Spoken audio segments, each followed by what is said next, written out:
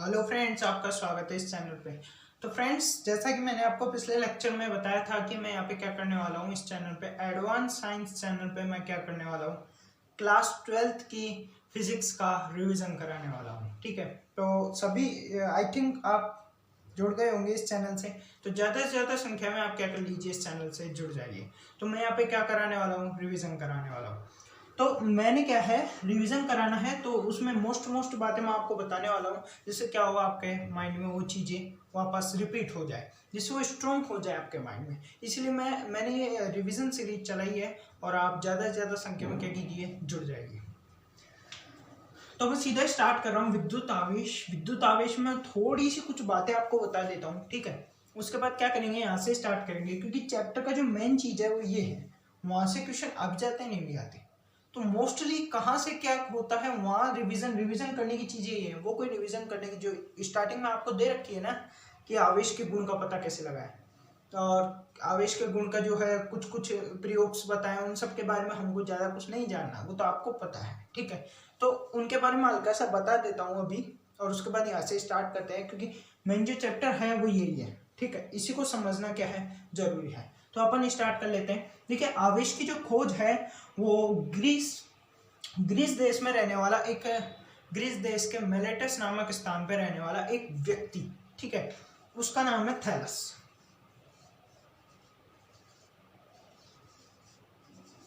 Thallus नामक वैज्ञानिक ने क्या की थी, खोज की थी। किसकी की थी, इस क्या बोलते हैं, आवेश की खोज किसने की थी, थैलस नामक वैज्ञानिक ने की थी। तो ये चीज आपकी क्या होती है, कंफर्म होती है, ठीक है। तो थैलस नामक वैज्ञानिक ने क्या किया, आवेश की खोज की। कहाँ रहता था वो, ग्रीक देश में रहता था। तो उसके बाद हम क्या करेंगे, बात करेंगे कि जो आवेश है, आवेश के जो गुण की खोज कैसे हुई थी। तो थैलस नामक वैज्ञानिक ने क्या किया था, अंबर लिया। एक अंबर पदार्थ होता है, अंबर पदार्थ होता है, उस पदार्थ को रेशेदार कपड़े से रगड़ा, रेशेदार कपड़े से रगड़ा, तो उसके उस अंबर के जो पदार्थ, अंबर की जो छड़ थी, उसमें एक विशेष प्रकार का गुण उत्पन्न हो गया। वो क्या गुण उत्पन्न हुआ कि वो जो छड़ है ना, वो जमीन पे रखे चारे के टुकड़े को क्या करने लगी, आकर्षित करने लगे। फिर उन्होंने क्या किया, कागज के टुकड़े रखे, तो वो छड़ कागज के टुकड़े को भी क्या करने लगी, आकर्षित करने लगी। तो ये जो गुण उन्होंने देखा, तो उसके बाद उनके दिमाग में कुछ खुरापात हुई। तो उससे उन्होंने सोचा कि ऐसा होता है तो कैसे होता है। तो इसी की रिसर्च करने के लिए वो क्या किए, इस आवेश की खोज कर दी है, ठीक है। थैलस थोड़ा सा गड़बड़ है,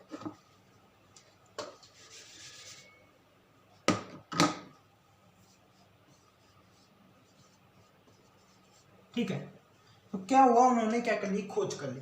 तो इससे हमें क्या हुआ, पता चला कि इससे हमें पता चला कि आवेश नाम की कोई चीज होती है। फिर उसके बाद आपको पता है कि कुछ इंपॉर्टेंट क्या रहते हैं, रिसर्च रहती, कुछ इंपॉर्टेंट प्रयोग हुए थे।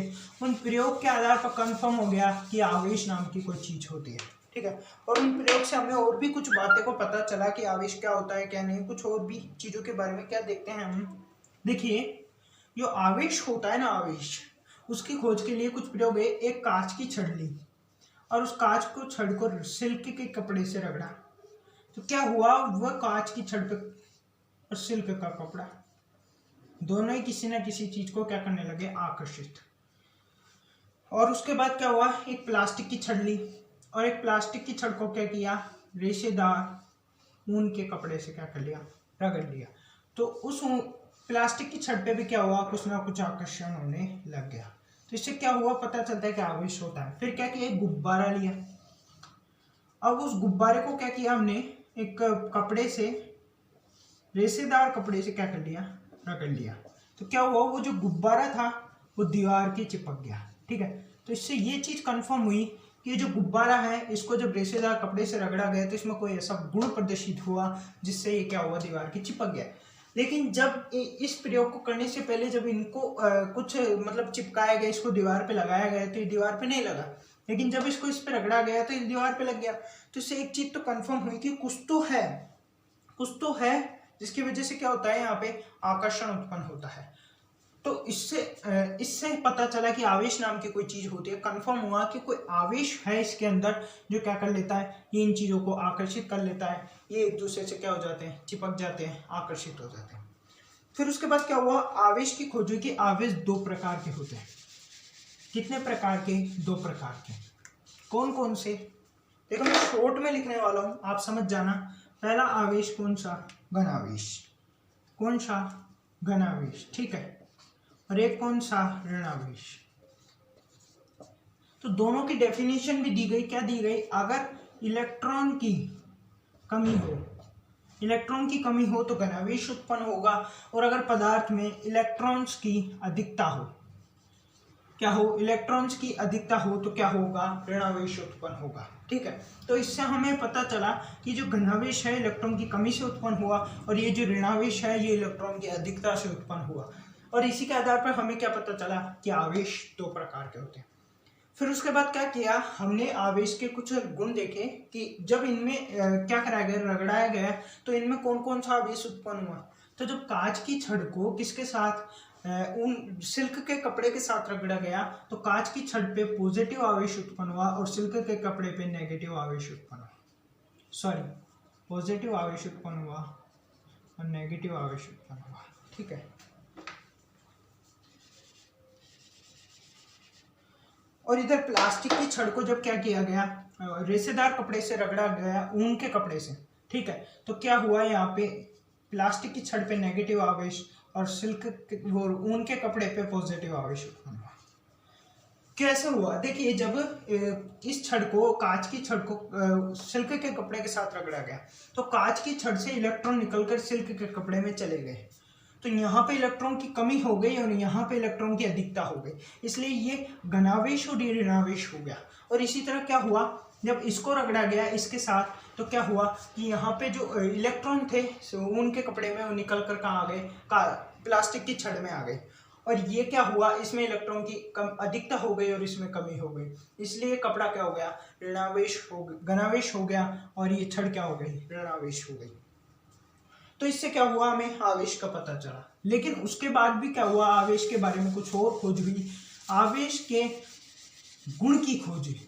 किसकी? गुण की, कि आवेश का जो गुण है, वो गुण के आधार पर आवेश कितने प्रकार के होते हैं, दो प्रकार के होते हैं। कौन कौन से गुण की खोज हुई? एक आकर्षण बल, एक आकर्षण गुण, पहला आकर्षण, और दूसरा प्रतिकर्षण।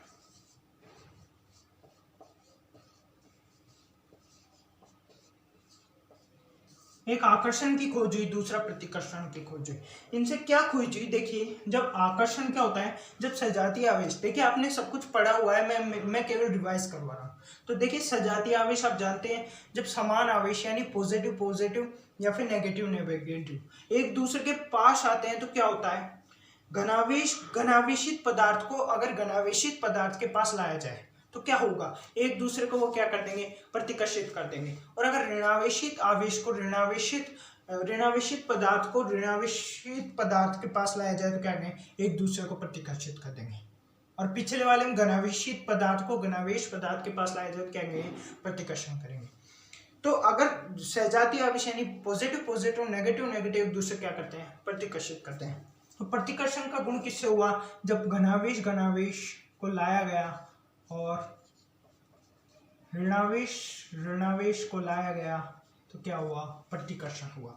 लेकिन जब घनावेश और ऋणावेश को लाया गया तो आकर्षण उत्पन्न हुआ। यानी विजातीय आवेश आप जानते हो क्या होता है, तो जब ऋणावेश और घनावेश यानी विजातीय आवेश को पास लाते हैं तो आकर्षण होता है, और सजातीय आवेश को पास लाते हैं तो प्रतिकर्षण होता है। फिर उसके बाद हम आते हैं सीधा पॉइंट पे। फिर उसके बाद हमने आवेश के बारे में, आवेश के गुण प्रकार जान लिए, आवेश के गुणों के बारे में जान लिए। अब बात करेंगे आवेश की। देखिए, आवेश की डेफिनेशन भी जान लेते हैं। क्या होता है, पदार्थ का वह गुण जिसके कारण पदार्थ में दो प्रकार के क्षेत्र उत्पन्न हो। कौन कौन से? एक तो विद्युत क्षेत्र और दूसरा चुंबकीय क्षेत्र। अगर ये दोनों क्षेत्र उत्पन्न हो पदार्थ का वह गुण क्या कहलाता है, आवेश कहलाता है, ठीक है। तो क्या लिखेंगे, पदार्थ का, कहाँ लिखेंगे, यहाँ लिख देता हूं, ठीक है। यहाँ क्या लिखेंगे, डेफिनेशन, पदार्थ का वह गुण जिसमें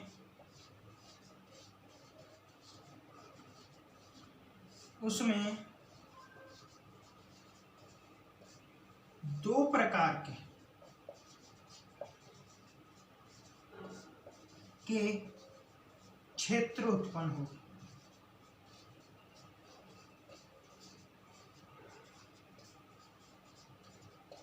कौन कौन से क्षेत्र है? एक तो चुंबकीय क्षेत्र और दूसरा विद्युत क्षेत्र।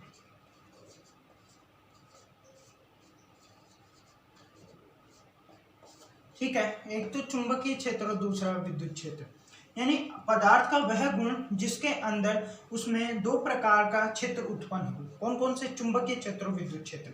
अब बात करेंगे जो आवेश होता है उसका मात्रक क्या होता है। देखिए, आवेश का मात्रक होता है आवेश बराबर कूलाम, यानी आवेश का जो एसआई मात्रक होता है वो आवेश बराबर क्या होता है? कूलाम होता है। और आवेश के अगर सीजीएस मात्रक की बात करें तो आवेश बराबर 9 गुणा 10⁹ स्टेट कूलाम होता है। ये सब आपने पढ़ रखा है, मैं ओनली फॉर रिवाइज करवा रहा हूँ। और आवेश का सबसे बड़ा मात्रक होता है 1 फैराडे। 1 फैराडे बराबर 95,000 कूलाम होता है। ठीक है, ये सब क्या कर रखा है आपने? पढ़ रखा है। और आवेश के कुछ इम्पोर्टेंट जो है कुछ छोटे मोटे मात्रक भी होते हैं, उनके बारे में भी देख लेते हैं।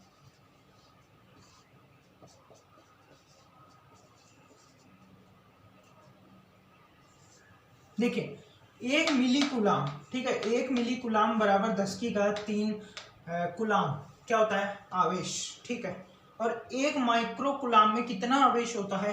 10⁻⁻6 कूलाम आवेश होता है। 1 पीको कूलाम में कितना आवेश होगा? 10⁻⁻12 कूलाम। और एक नैनो कूलाम में 10⁻⁻9 कूलाम। ठीक है, ये चीज तो आप जानते हो कि मिली का 10⁻³ और माइक्रो का 10⁻⁻6, पीको का 10⁻⁻12 और नैनो का 10⁻⁻9।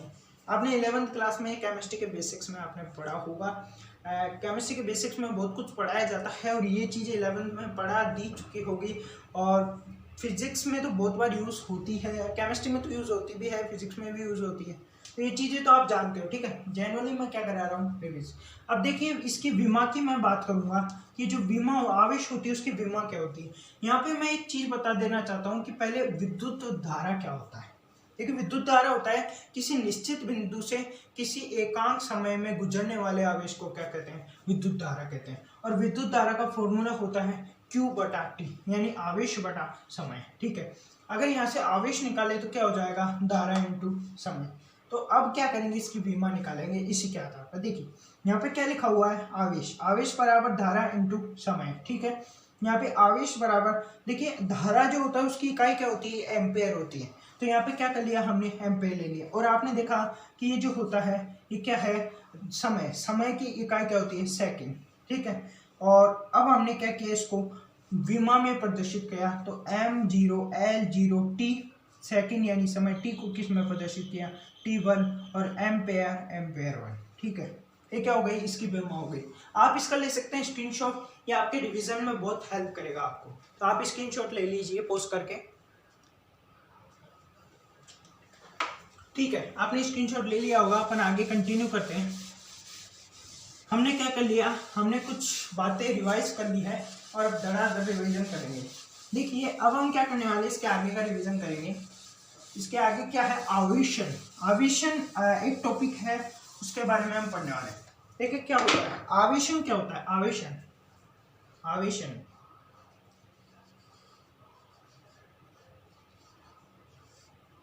क्या होता है? आवेशन पदार्थ को, उदासीन पदार्थ को आवेशित करने की प्रक्रिया को ही क्या कहते हैं? आवेशन कहते हैं। क्या हो गया? किसी पदार्थ को आवेशित करना ही क्या कहलाता है? आवेशन कहलाता है। क्या लिखेंगे? किसी पदार्थ को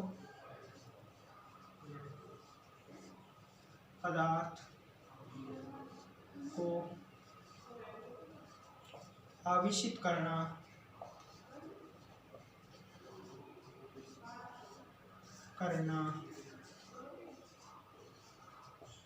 आवेशन कहलाता है। क्या कहलाता है? आवेशन। ठीक है, तो आवेशन की डेफिनेशन यहाँ क्लियर होती है कि आवेशन किसे कहते हैं। उसके बाद बात करेंगे कि आवेशन, आवेशित मतलब किसी पदार्थ को आवेशित करने की जो प्रक्रिया है वो कितने प्रकार की हो सकती है। तो वो 3 प्रकार की होती है। कितने प्रकार की? 3 प्रकार की। ठीक है, क्या लिखेंगे? आवेशन तीन प्रकार का होता है।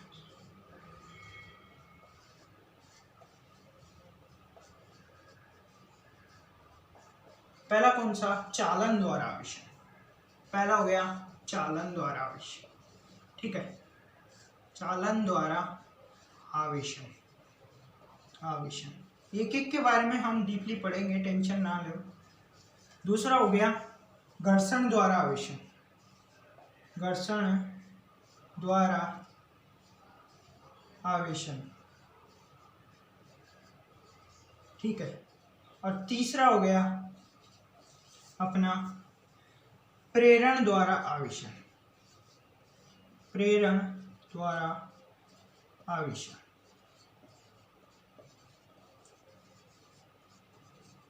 ठीक है।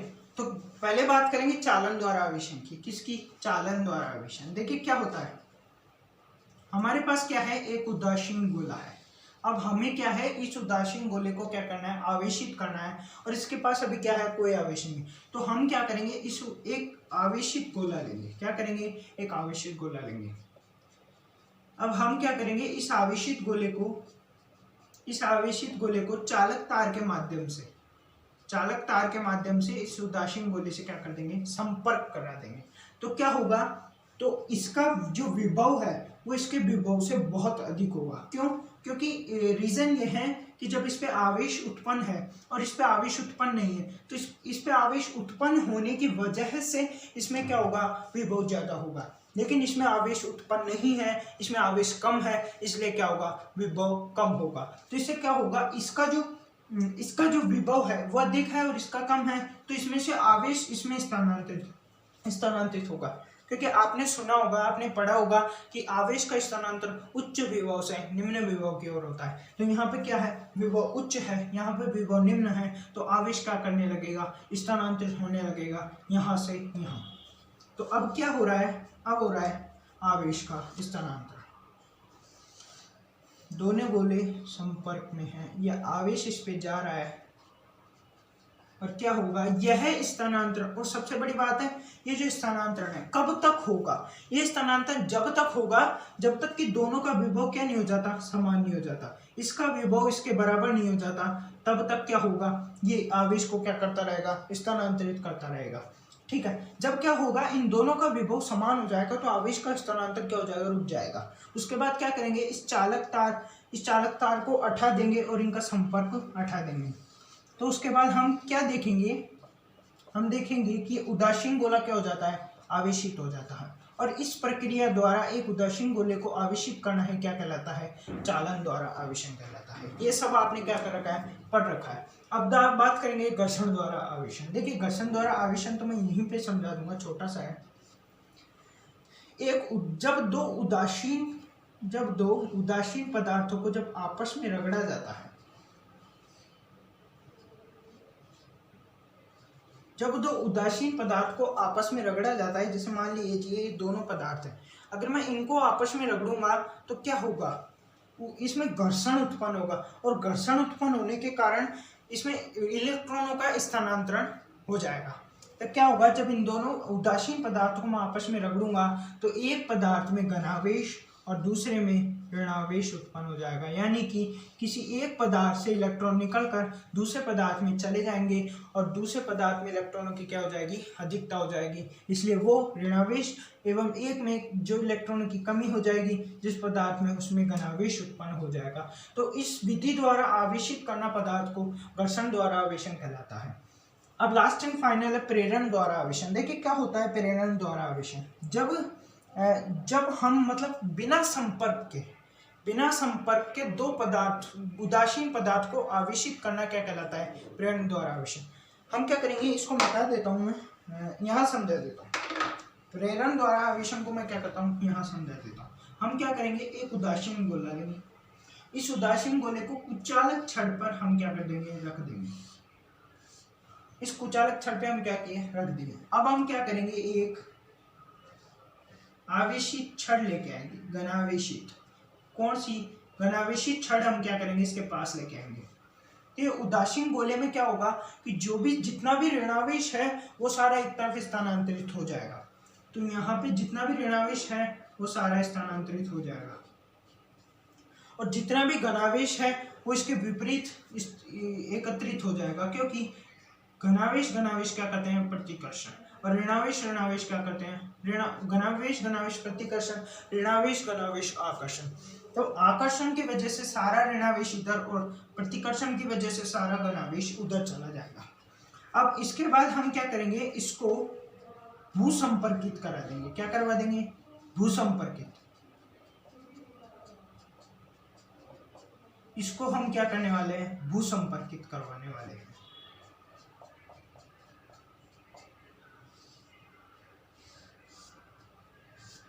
अब इसको हम भूसंपर्कित करवाते हैं। अब होगा क्या, जो इलेक्ट्रॉन है इस भूमि के अंदर क्या होता है, बहुत सारा इलेक्ट्रॉन उपस्थित होता है, और इतना इलेक्ट्रॉन उपस्थित होता है कि उससे कितना भी इलेक्ट्रॉन ले लो कोई फर्क नहीं पड़ने वाला। तो क्या होगा, मतलब इसके पास बहुत सारा इलेक्ट्रॉन उपस्थित है, मतलब ये बहुत ज्यादा क्या है, ऋणावेशित है। एम आई राइट। तो क्या होगा, जब हम इसको भूसंपर्कित कराएंगे तो विभव किसका ज्यादा है, पृथ्वी का। ठीक है, क्योंकि यहाँ पे तो नाम मात्र का एक कह सकते हो बिल्कुल कम, बहुत कम आवेश उत्पन्न है, लेकिन पृथ्वी के पास बहुत सारा आवेश है। ठीक है, तो क्या हो जाएगा, यहाँ पे विभव बहुत ज्यादा हो जाएगा पृथ्वी का। तो यहाँ से ऋणावेश यानी इलेक्ट्रॉन इसके अंदर आने लगेंगे और क्या कर देंगे, इस पॉजिटिव आवेश को नेगेटिव कर देंगे। ठीक है, इस पॉजिटिव आवेश क्या कर देंगे, उदासीन कर देंगे।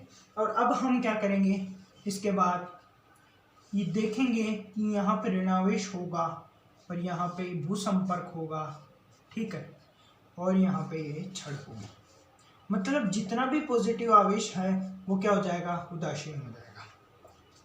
इसके बाद हम क्या करेंगे, इसका जो भूसंपर्क है उसको हटा देंगे। क्या कर देंगे, भूसंपर्क को हटा देंगे, और ये जो क्षण है इसको भी हम हटा देंगे। तो क्या होगा, ये जो ऋणावेश है इसमें समान रूप से वितरित हो जाएगा, और इस तरह क्या हो जाएगा, ये उदासीन वस्तु भी आवेशित हो जाएगी। तो प्रेरण द्वारा आवेशन में क्या था कि बिना संपर्क के किसी वस्तु को आवेशित करना है, प्रेरण द्वारा आवेशन कहलाता है। और हमने यहीं पे वही किया है, यहाँ पे वस्तु ली है उदासीन वस्तु, इसका किसी से कोई संपर्क नहीं करवाया है, और फिर भी हमने क्या कर दिया, इसको आवेशित कर दिया। तो यही क्या कहलाता है, प्रेरण द्वारा आवेशन कहलाता है। तो आप इसका स्क्रीनशॉट ले लीजिए। ठीक है, और उसके बाद अपन आगे पढ़ते हैं।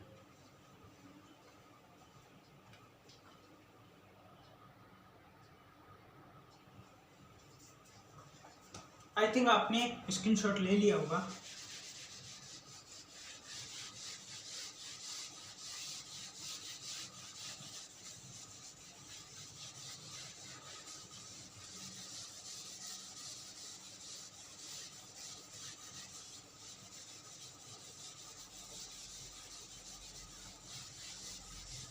अब हम क्या करने वाले हैं, आवेशों के गुणों के बारे में पढ़ेंगे। ठीक है, किसके बारे में, आवेशों के गुणों के बारे में। 1 सेकंड, हम क्या करने वाले हैं, आवेशों के गुणों के बारे में। देखिए, आवेश के गुण, आवेशों के गुणों के बारे में जानते हैं। ठीक है, तो आवेशों के जो गुण है वो 5 प्रकार के होते हैं। कौन कौन से, एक एक की बात कर रहा हूं मैं। पहला है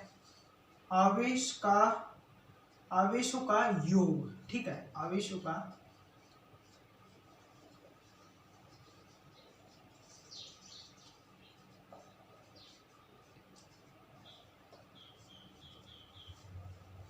आवेशों का जो योग है वो बीजगणितीय योग के बराबर समान ही किया जाता है। मतलब क्या तात्पर्य है कि कोई पदार्थ है, मान लीजिए ये क्या है, आवेशित पदार्थ है, इस पे क्या है, ऋणावेश उत्पन्न है। अब हमें क्या निकालना है कि इसमें कितने आवेश उत्पन्न है, ये हमें निकालना है।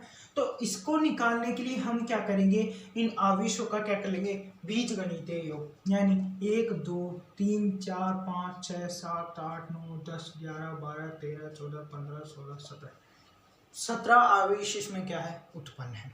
तो इसमें कितने आवेश उत्पन्न है, 17 आवेश। ठीक है, और इसमें कितना आवेश उत्पन्न है, इसमें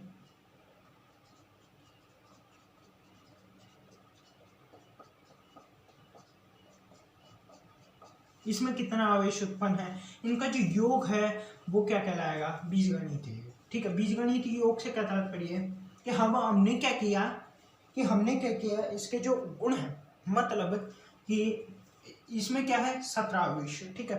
अब क्या हुआ, इसमें आवेश कितने कम हो गए, इसमें क्या है, सॉरी हाँ सही है, सब सही है, ठीक है। अब क्या हुआ, इसमें आवेश कम हो गए।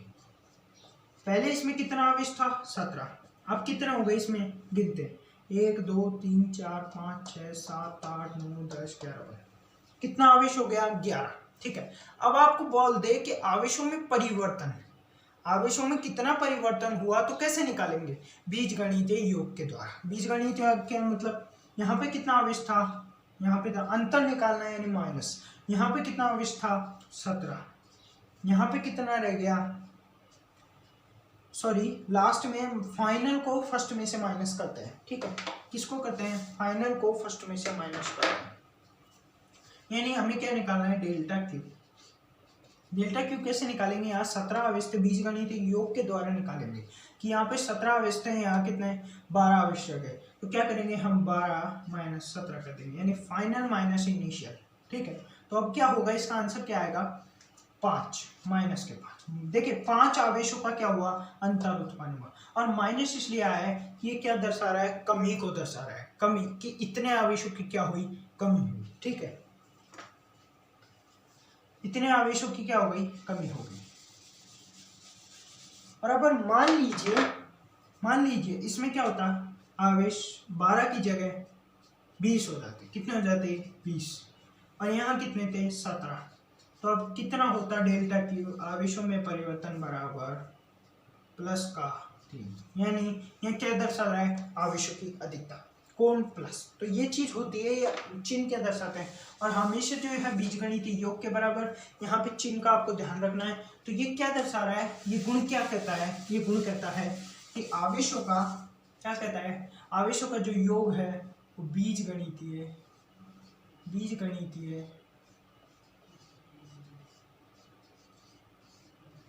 योग के अनुसार होता है।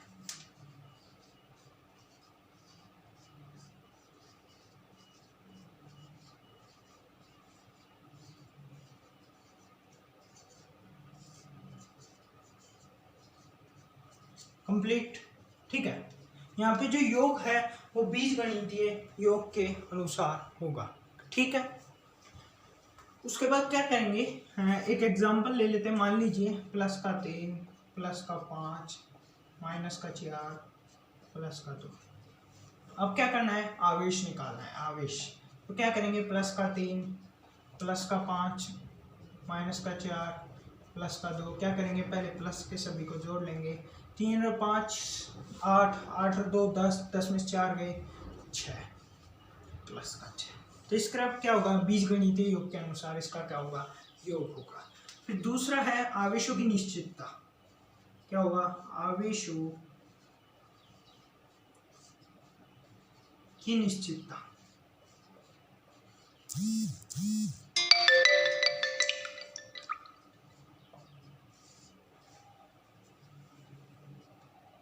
आवेशों की निश्चितता, देखिए आवेशों की निश्चितता को क्या दर्शाता है, किसी पदार्थ में कितना आवेश उत्पन्न होता है उतना ही क्या होता है, नष्ट हो जाता है। मतलब सॉरी गलत बोल गया, आवेशों की निश्चितता यानी मैंने आपको पीछे कुछ एग्जाम्पल बताए थे, एक एग्जाम्पल ले लेते हैं, घर्षण द्वारा आवेशन उत्पन्न करना, ठीक है।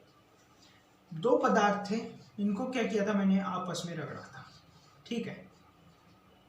तो क्या हुआ कि एक पर तो मान लीजिए +2 आवेश उत्पन्न हुआ, ठीक है, और दूसरे पे क्या हुआ +2 क्यू आवेश उत्पन्न हुआ, और दूसरे पे -2 ही रहने दो, +2 आवेश उत्पन्न हुआ, और दूसरे पे क्या हुआ -2 आवेश उत्पन्न हुआ, ठीक है। अब पहले देखिए इसमें कितना आवेश था 0, इसमें कितना आवेश था 0, इन दोनों में इन दोनों का जो आवेश था वो कितना था 0 0, ठीक है। लास्ट में क्या हुआ, इस पे +2 आवेश आ गया, इस पे -2 आवेश आ गया। लेकिन अगर इनका बीजगणितीय योग निकाले तो +2 और -2 क्या हो जाता है 0 हो जाता है, मतलब आवेश निश्चित रहता है। इसमें से इसमें स्थानांतरित हुआ है, यानी जितना आवेश इसमें स्थानांतरित होगा उतना ही क्या होगा, इधर कमी होगी। तो क्या होगा, आवेश निश्चित होता है, उनका योग अगर निकालेंगे तो जीरो ही प्राप्त होगा। तो इधर भी क्या था, जीरो, इधर भी क्या है, जीरो। आवेश क्या होता है, निश्चित होता है। तीसरे, उसके बाद तीसरे नंबर का गुण है आवेशों का संरक्षण। क्या, आवेशों का संरक्षण।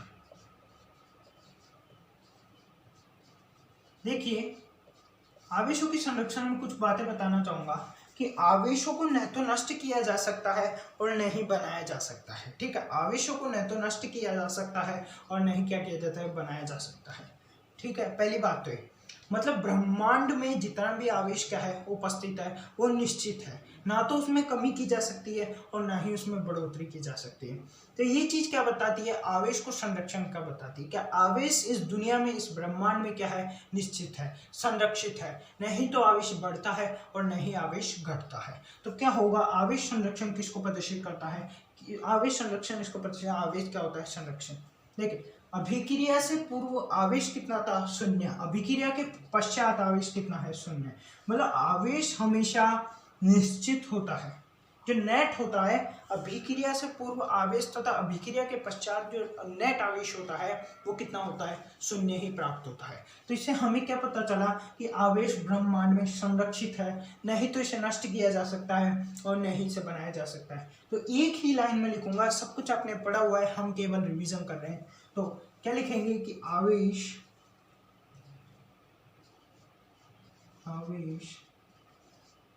संरक्षित रहता है।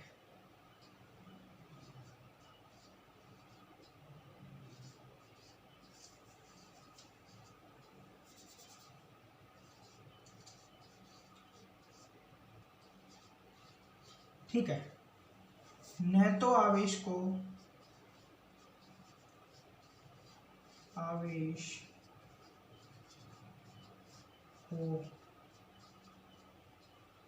नष्ट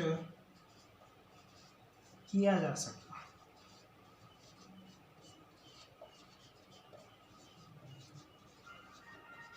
और न ही आवेश को उत्पन्न किया जा सकता। क्या, आवेश को उत्पन्न किया जा सकता। ठीक है, तो इससे हमें पता चल गया आवेश संरक्षण का बारे में। ठीक है, अब बात करेंगे हम चौथे नंबर का, जो इसका जो है गुण है उसके बारे में। मैं इसको मिटा रहा हूं, आपको स्क्रीनशॉट लेना है, ले लीजिए।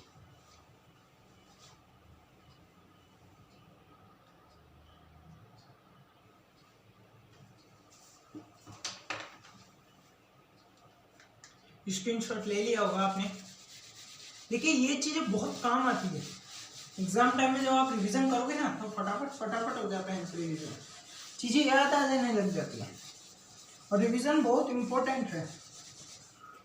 अब बात करेंगे, फटाफट बात कर लेते हैं।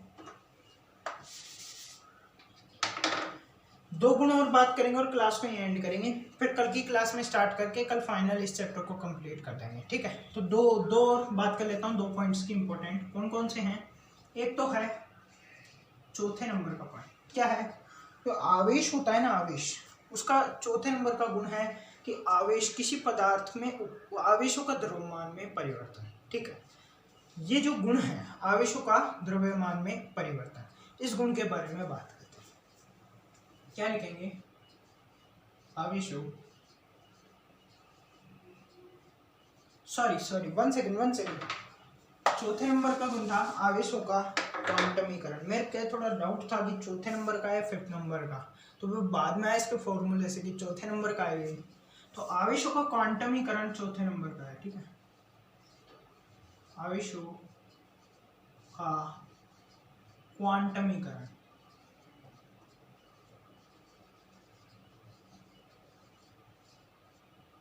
आवेशों का क्वांटमीकरण के बारे में देखते हैं। देखिए, जो आवेश होता है ना, किसी पदार्थ में उत्पन्न कुल आवेश, किसी पदार्थ में उपस्थित कुल आवेश एक इलेक्ट्रॉन के आवेश के बीजगणितीय योग के गुणनफल के बराबर होता है। देखिए थोड़ा सा मिस्टेक हो रहा है मुझे, किसी पदार्थ में उपस्थित कुल आवेश, एक इलेक्ट्रॉन पर उपस्थित कुल आवेश के गुणनफल के बराबर होता है। मतलब ये कोई पदार्थ है, ठीक है, इस पदार्थ में मान लीजिए +5 आवेश उत्पन्न है, मतलब +5 घन आवेश उसमें क्या है, उत्पन्न है। अब अपने को इसका कुल आवेश निकालना है कि इसमें +5 आवेश तो है, लेकिन आवेश कितना है इसका, +5 तो क्यू कूलाम कहने का मतलब +5 तो आवेश है इसमें, ठीक है, लेकिन कूलाम में कितना आवेश है वो निकालना है हमको। तो वो निकालने के लिए क्या करेंगे, इसमें जितने कितने 5 +5 और एक इलेक्ट्रॉन पर आवेश कितना होता है 1.6 × 10⁻⁻⁻19, ठीक है, क्या होगा 1.6 × 10⁻⁻⁻19। तो ये क्या है, ये फॉर्मूला आपको सबको पता है, मैंने वापस बताया है कि क्या होता है, आवेश का क्वांटमीकरण होता है, यानी कि किसी पदार्थ में उत्पन्न कुल आवेश उस पदार्थ में उस एक इलेक्ट्रॉन के आवेश के बीज गुणनफल के क्या होता है, बराबर होता है, ठीक है। यानी इसका अगर फॉर्मूला हम निकाले तो इसमें क्या है, कितने आवेश है 5, तो आवेश कितने उसको n से प्रदर्शित कर देंगे। ये 6 भी हो सकते हैं, 7 भी हो सकते हैं, 8 भी हो सकते हैं, 9 भी हो सकते हैं, 10 भी हो सकते हैं, 11 भी हो सकते हैं, कितने भी हो सकते हैं, तो उसको किससे प्रदर्शित कर दिए, n से, ठीक है। ये क्या है, इलेक्ट्रॉन का आवेश, यानी इलेक्ट्रॉन का आवेश। तो क्या हो गया, आवेश का क्वांटमीकरण का फॉर्मूला हो गया। तो इसकी डेफिनेशन क्या होगी, इसकी डेफिनेशन फटाक से लिख लेते हैं कि किसी पदार्थ में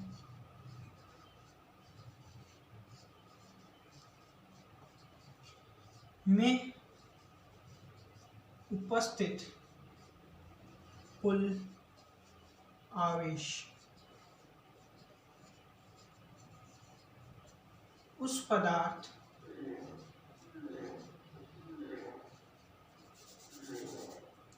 एक इलेक्ट्रॉन के गुणनफल के बराबर। देखिए किसी पदार्थ में कुल आवेश कितना उपस्थित है उसका क्या कर दिया, एक इलेक्ट्रॉन के आवेश से क्या कर दिया, गुणा कर दिया।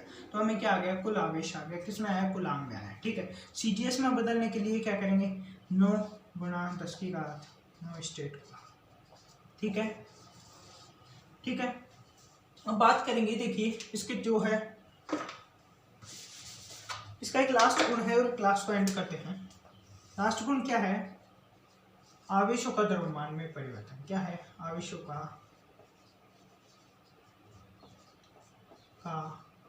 द्रव्यमान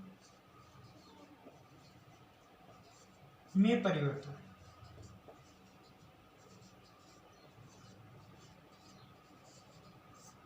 देखिए ये एक पदार्थ है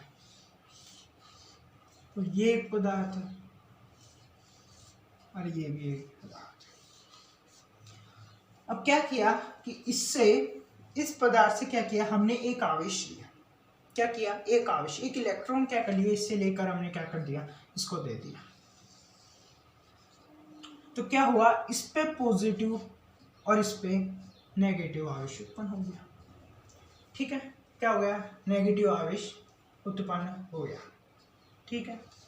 अब क्या हुआ कि हमने इसमें से एक इलेक्ट्रॉन इसको दे दिया, इसमें से एक इलेक्ट्रॉन इसमें दे दिया, तो ये क्या हो गया, नेगेटिव, और इसमें जो एक इलेक्ट्रॉन एक्स्ट्रा था वो चला गया, तो ये वापस क्या हो गया, उदासीन हो गया। क्या हो गया, उदासीन हो गया, उदासीन, ठीक है। अब अगर हम बात करें इनके द्रव्यमान की, ठीक है, क्या करें, इनके द्रव्यमान की अगर हम बात करें यहाँ पे, तो क्या होगा, सबसे ज्यादा द्रव्यमान किसका होगा, सबसे ज्यादा इसका होगा। क्यों, ये इन तीनों का क्या था, द्रव्यमान समान था और इन तीनों में आवेश भी क्या थे, समान थे। लेकिन मैंने क्या किया, इसमें से एक आवेश को इसमें स्थानांतरित कर दिया, इसमें पॉजिटिव आवेश और इसमें नेगेटिव आवेश। अब मैंने इसमें जो एक एक्स्ट्रा वो जो मैंने इसमें से इसमें स्थानांतरित किया था इलेक्ट्रॉन को, उसको क्या किया, हमने इसमें स्थानांतरित कर दिया, तो ये वापस उदासीन हो गया, ये नेगेटिव हो गया। अब हम क्या करेंगे, इनके द्रव्यमान की गणना करेंगे। तो देखिए इसको ए नाम दे देते हैं, इसको बी नाम दे देते हैं और इसको सी नाम। तो क्या होगा इसका द्रव्यमान, ए का द्रव्यमान सबसे अधिक, बी का उससे कम और सी का सबसे कम। क्यों? क्योंकि देखिए इन तीनों का द्रव्यमान समान था, ठीक है। इसमें क्या हो गई, एक इलेक्ट्रॉन की वृद्धि हो गई, मतलब इलेक्ट्रॉन का द्रव्यमान भी बढ़ गया। मतलब इसमें जिसमें क्या हुआ, द्रव्यमान में वृद्धि हो गई, कितनी, जितना एक इलेक्ट्रॉन का द्रव्यमान होता है उतनी। और यहाँ पे क्या हो गया, एक इलेक्ट्रॉन की कमी हो गई, यानी कितना द्रव्यमान कम हो गया, जितना एक इलेक्ट्रॉन पर उपस्थित होता है। कितना उपस्थित होता है एक इलेक्ट्रॉन पर, 31 गुणा 10 की घात सॉरी एक इलेक्ट्रॉन पर होता है 9.1 गुणा 10 की घात -31, ठीक है। इतना क्या होता है एक इलेक्ट्रॉन पर द्रव्यमान होता है। और इसमें क्या, ये उदासीन है, ठीक है, ये उदासीन है, मतलब इसके द्रव्यमान में कोई परिवर्तन नहीं हुआ। तो सब इसमें द्रव्यमान की वृद्धि हुई, इसमें कमी हुई, ये समान था, तो इसका जो द्रव्यमान है इससे अधिक होगा। क्यों? क्योंकि इसमें वृद्धि हुई तो सबसे अधिक, और इसका द्रव्यमान इससे कम होगा, आपको पता है, लेकिन इससे अधिक होगा। क्यों? इसमें एक इलेक्ट्रॉन की कमी हो गई, तो इसमें एक इलेक्ट्रॉन का जितना द्रव्यमान घट गया, लेकिन इसमें किसी भी इलेक्ट्रॉन की कमी नहीं हुई, ये तो समान है, तो इसमें कोई इलेक्ट्रॉन का द्रव्यमान नहीं घटा, इसका जितना द्रव्यमान था उतना ही है, लेकिन इससे अधिक है, ठीक है। तो ये क्या हो गया, इसका द्रव्यमान अधिक हो गया इससे। तो इस तरह ये सीक्वेंस प्राप्त होता है, और इसका एक फॉर्मूला है, क्या फॉर्मूला है कि जो क्या बोलते हैं, द्रव्यमान होता है डेल्टा एम बराबर जितने आवेश का हम क्या करते हैं, स्थानांतरण, आवेश का एन से प्रदर्शित कर देंगे, उतने क्या होती है, उतनी हमें द्रव्यमान की कमी होती है। तो इलेक्ट्रॉन पर कितना आवेश होता है, ये क्या हो जाएगा इसका फॉर्मूला। देखिए प्लस में, देखिए यहाँ पे भी प्लस माइनस लगा देना, ठीक है, यहाँ पे भी आपको सब पता है, लेकिन हो जाता है कभी कभार गलती, प्लस माइनस, और यहाँ पे भी प्लस माइनस, ठीक है। ज़्यादा बात नहीं करूँगा क्योंकि रिवीजन सेशन और रिवीजन में ज़्यादा डीपली कुछ बताया नहीं जाता। अब ये क्लास हम यही समाप्त करते हैं, और फिर मिलते हैं नेक्स्ट क्लास में, इस चैप्टर को क्या कर देंगे, एंड कर देंगे। और अगर आपको वीडियो अच्छा लगा तो लाइक करना, सब्सक्राइब करना, और हमको कमेंट जरूर करके बताना कि आपको कैसा लगा। नेक्स्ट वीडियो में हम इस चैप्टर को कंप्लीट कर देंगे। ज़्यादा से ज़्यादा लोगों तक इस वीडियो को शेयर करो, उनको जोड़ो इस चैनल पे, जिससे हाँ हम क्या करें, आपको पढ़ाने के लिए प्रोत्साहित हो। क्योंकि आप जब लाइक सब्सक्राइब करते हैं, चैनल पर ट्रैफिक आता है, तो हमको एक उत्साह मिलता है कि यार करना चाहिए कुछ, इनके लिए कुछ करना चाहिए। तो थैंक्स, मिलते हैं फिर नेक्स्ट वीडियो में इसका आगे। स्क्रीनशॉट ले लीजिए।